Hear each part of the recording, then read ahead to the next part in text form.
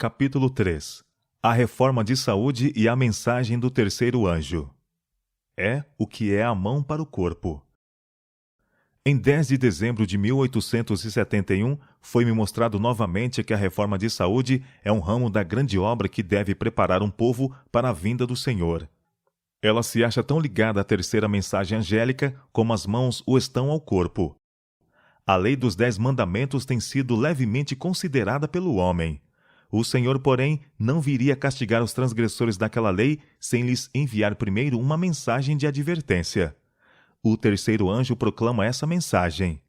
Houvesse o homem sido sempre obediente à lei dos 10 mandamentos, cumprindo em sua vida os princípios desses preceitos, e não haveria o flagelo de doenças que hoje inundam o mundo. Preparar um povo. Os homens e mulheres não podem violar a lei natural mediante a satisfação de apetites pervertidos e de concupiscentes paixões sem que transgridam a lei de Deus. Portanto, ele permitiu que brilhasse sobre nós a luz da reforma de saúde, para que vejamos nosso pecado em violar as leis por ele estabelecida em nosso ser. Todo o nosso bem-estar ou sofrimento pode ser atribuído, em sua origem, à obediência ou transgressão no que respeita à lei natural. Nosso benigno Pai Celestial vê a deplorável condição dos homens, que alguns com conhecimento, mas muitos ignorantes, estão vivendo em violação das leis por ele estabelecidas. É movido de amor e piedade para com a raça humana, faz com que incida a luz sobre a reforma de saúde. Ele publica sua lei e a pena que acompanhará a transgressão da mesma, a fim de que todos saibam e cuidem em viver em harmonia com a lei natural. O Senhor proclama tão distintamente sua lei e torna-a tão preeminente que é como uma cidade edificada sobre um monte. Todos os seres responsáveis a podem compreender se o quiserem. Os idiotas não são responsáveis. Tornar patente a lei natural e insistir em que se lhe obedeça, eis a obra que acompanha a terceira mensagem angélica, a fim de preparar um povo para a vinda do Senhor. Derrota de Adão. Vitória de Cristo. Adão e Eva caíram pela intemperança do apetite. Cristo veio e resistiu à mais feroz tentação de Satanás, e em favor da raça venceu o apetite, mostrando que o homem pode vencer. Como Adão caiu pelo apetite, perdendo o abençoado Éden, os filhos de Adão podem, por intermédio de Cristo, vencer o apetite e, mediante a temperança em tudo, reconquistar o Éden. Auxílio no discernimento da verdade. A ignorância agora não é excusa para a transgressão da lei. A luz brilha claramente, e ninguém precisa ficar na ignorância, pois o próprio grande Deus é o instrutor do homem. Todos estão ligados a Deus pela mais sagrada obrigação de atender à saudável filosofia e genuína experiência que ele lhes está dando agora em referência à reforma de saúde. É seu desígnio que o grande assunto da reforma de saúde seja agitado e a mente do público profundamente estimulada a investigar. Pois é impossível a homens e mulheres, com todos os seus hábitos pecaminosos, destruidores do apetite e enervados do cérebro, discernir a sagrada verdade, pela qual são santificados, refinados, elevados e tornados aptos para associação com os anjos celestiais no reino da glória. Santificado ou punido.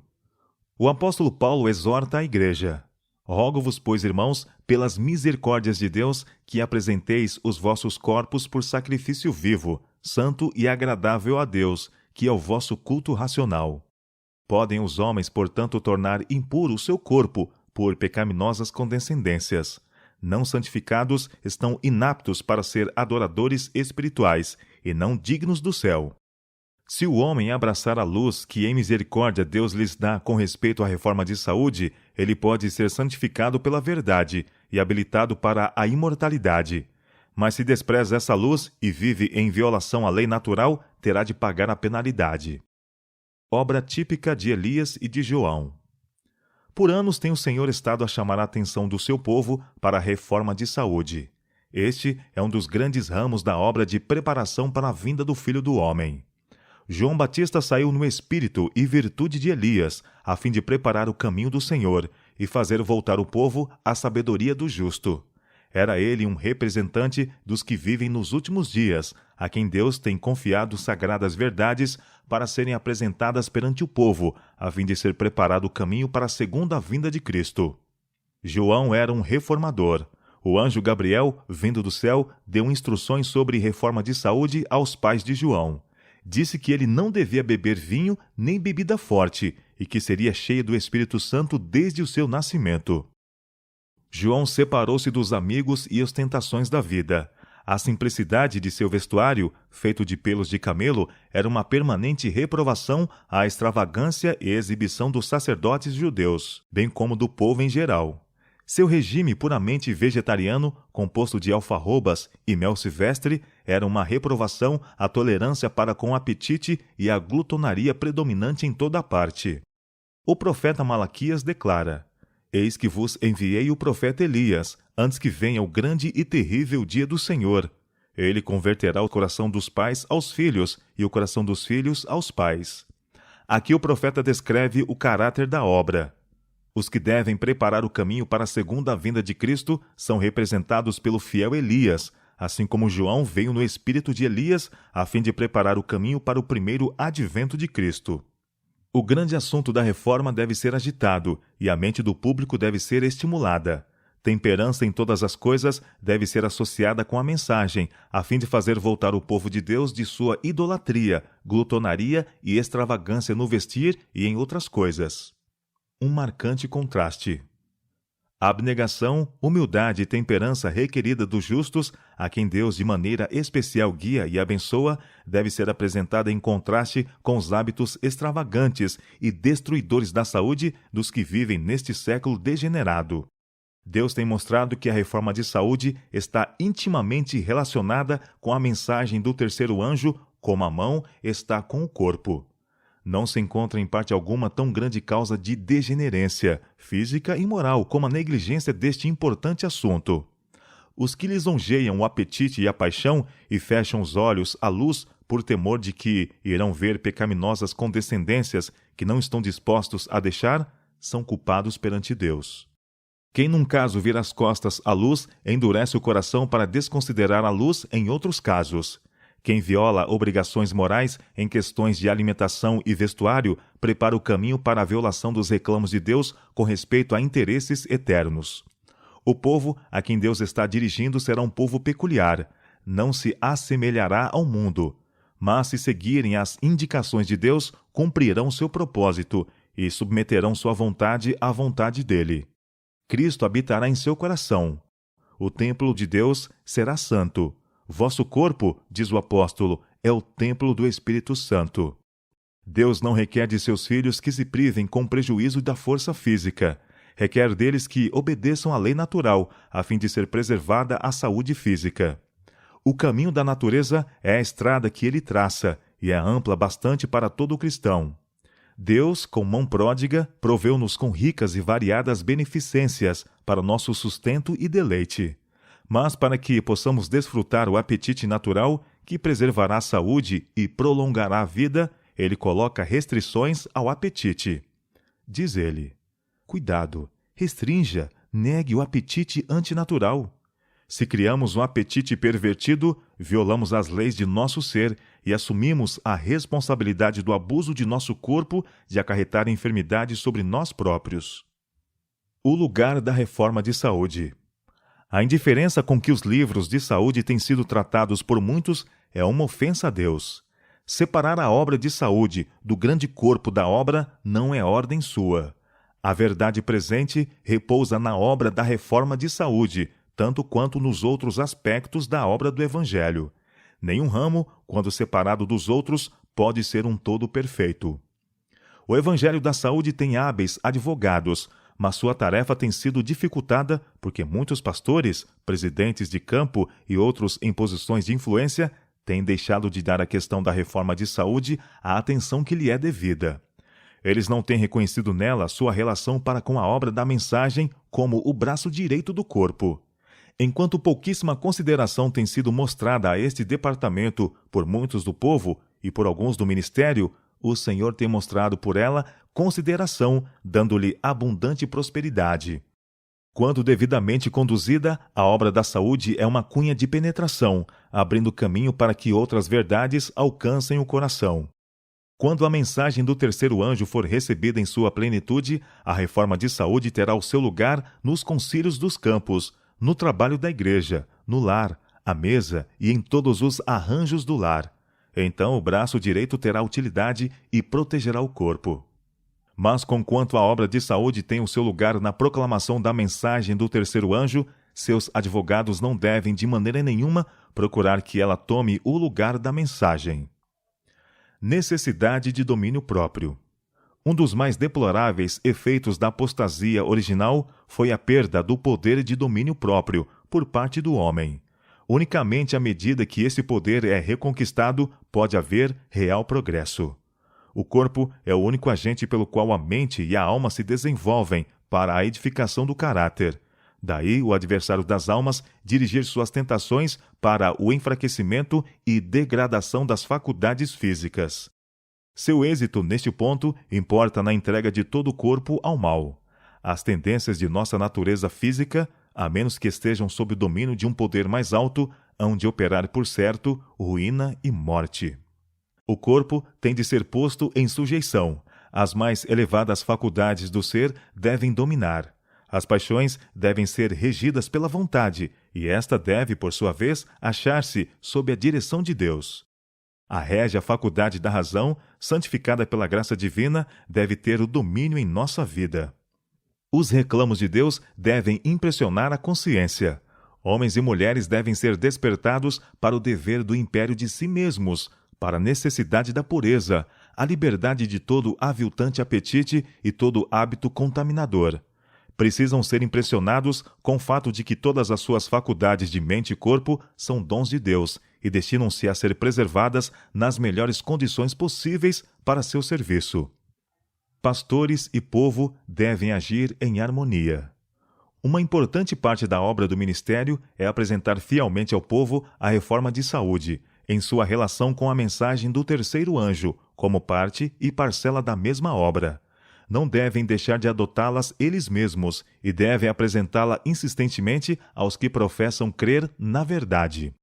A reforma de saúde, foi-me mostrado, é parte da mensagem do terceiro anjo, e com ela tão intimamente relacionada como são o braço e a mão em relação ao corpo humano. Vi que nós, como um povo, precisamos progredir nesta grande obra. Pastores e povo devem agir em harmonia. O povo de Deus não está preparado para o alto clamor do terceiro anjo. Eles têm uma obra a fazer por si mesmos, a qual não devem deixar para que Deus faça por eles. Ele deixou esta obra para que eles a façam. É um trabalho individual. Uma pessoa não pode fazê-lo para outra. Uma parte da mensagem, mas não a mensagem toda. A reforma de saúde está intimamente relacionada com a mensagem do terceiro anjo, mas ela não é a mensagem. Nossos pregadores devem ensinar a reforma de saúde, mas não devem fazer disso o tema predominante em lugar da mensagem. Seu lugar é entre aqueles assuntos que promovem a obra de preparação para enfrentar os acontecimentos previstos pela mensagem. Entre esses, ela é preeminente. Devemos sustentar toda a reforma com zelo, mas devemos evitar a impressão de que somos vacilantes e sujeitos ao fanatismo. A reforma de saúde está tão intimamente relacionada com a mensagem do terceiro anjo como o braço está para com o corpo, mas o braço não pode tomar o lugar do corpo. A proclamação da mensagem do terceiro anjo, os mandamentos de Deus e o testemunho de Jesus, eis o fardo de nossa obra. A mensagem deve ser proclamada em alta voz e deve ir a todo mundo. A apresentação dos princípios de saúde deve estar unida a esta mensagem, mas não deve de maneira nenhuma ficar independente dela ou tomar de alguma forma o seu lugar. Sua relação para com as instituições médicas. Os sanatórios que se estabelecem devem estar íntima e inseparavelmente vinculados com o Evangelho. O Senhor deu a instrução de que o Evangelho deve ser promovido, e o Evangelho inclui a reforma de saúde em todas as suas fases. Nossa obra deve iluminar o mundo, pois este está cego aos movimentos que estão tomando lugar, preparando o caminho para as pragas que Deus permitirá venham sobre o mundo. Os fiéis atalaias de Deus devem dar advertência. Deve a reforma de saúde salientar-se mais preeminentemente na proclamação da mensagem do terceiro anjo. Os princípios da reforma de saúde encontram-se na palavra de Deus. O evangelho da saúde deve estar firmemente associado com o ministério da palavra. É desígnio do Senhor que a influência restauradora da reforma de saúde seja uma parte do último grande esforço para proclamar a mensagem evangélica. Nossos médicos devem ser obreiros de Deus, devem ser homens cujas faculdades tenham sido santificadas e transformadas pela graça de Cristo. Sua influência deve estar entretecida com a verdade que se deve dar ao mundo. Em perfeita e completa união com o ministério do Evangelho, a obra de reforma de saúde revelará seu divino poder. Sob a influência do Evangelho, grandes reformas serão feitas pela obra médico-missionária. Mas separai do Evangelho a obra médico-missionária e a obra ficará mutilada. Nossos sanatórios e nossas igrejas podem alcançar norma mais elevada e mais santa. A reforma de saúde deve ser ensinada e praticada por nosso povo. O Senhor está chamando para um reavivamento dos princípios da reforma de saúde. Os adventistas do sétimo dia têm uma obra especial a fazer como mensageiros que devem trabalhar pela alma e corpo dos homens. Cristo disse a seus discípulos: Vós sois a luz do mundo. Nós somos o povo de Deus assim denominado, para proclamar as verdades de origem celestial. A obra mais solene, mais sagrada, já entregue aos mortais, é a proclamação da primeira, segunda e terceira mensagens angélicas ao mundo. Em nossas grandes cidades, deve haver instituições de saúde que cuidem dos enfermos e ensinem os grandes princípios da reforma de saúde. Uma cunha de penetração. Tenho sido instruída que não devemos demorar em fazer a obra que necessita ser feita no setor da reforma de saúde. Por intermédio desta obra, devemos alcançar as almas nos caminhos e valados. Na providência do Senhor, posso ver que a obra médico-missionária deve ser uma grande cunha de penetração, por meio do qual a alma enferma pode ser alcançada. Remove preconceito e aumenta a influência. Muito do preconceito que impede a verdade do terceiro anjo de alcançar o coração do povo podia ser removido, se mais atenção fosse dada à reforma de saúde. Quando o povo se torna interessado neste assunto, o caminho fica muitas vezes preparado para a entrada de outras verdades. Se virem que somos inteligentes com relação à saúde, estarão mais prontos a crer que somos corretos também em doutrinas bíblicas. Este ramo da obra do Senhor não tem recebido a devida atenção, e por causa desta negligência, muito se tem perdido. Se a Igreja manifestasse maior interesse nas reformas pelas quais o próprio Deus está procurando prepará-los para a sua vinda, sua influência seria muito maior do que é agora. Deus tem falado ao seu povo e deseja que ouçam e obedeçam a sua voz. Embora a reforma de saúde não seja a terceira mensagem angélica, está com ela intimamente relacionada. Os que proclamam a mensagem devem ensinar também a reforma de saúde. É um assunto que precisamos compreender a fim de estarmos preparados para os eventos que estão bem perto de nós, e ela deve ter um lugar de evidência.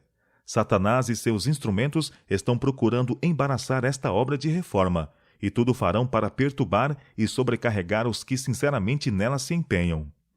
Todavia, ninguém precisa ficar desencorajado quanto a isto, ou por causa disto cessar os seus esforços. O profeta Isaías assim fala de uma característica de Cristo: não faltará nem será quebrantado, até que ponha na terra o juízo.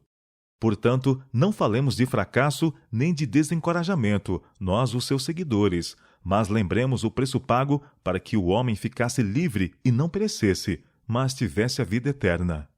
A obra da reforma de saúde é o meio empregado pelo Senhor para diminuir o sofrimento de nosso mundo e para purificar sua igreja. Ensinai ao povo que eles podem desempenhar o papel da mão ajudadora de Deus, mediante sua cooperação com o obreiro mestre na restauração da saúde física e espiritual. Esta obra traz o selo divino e há de abrir portas para a entrada de outras verdades preciosas. Há lugar para trabalhar em todos quantos efetuarem esta obra inteligentemente.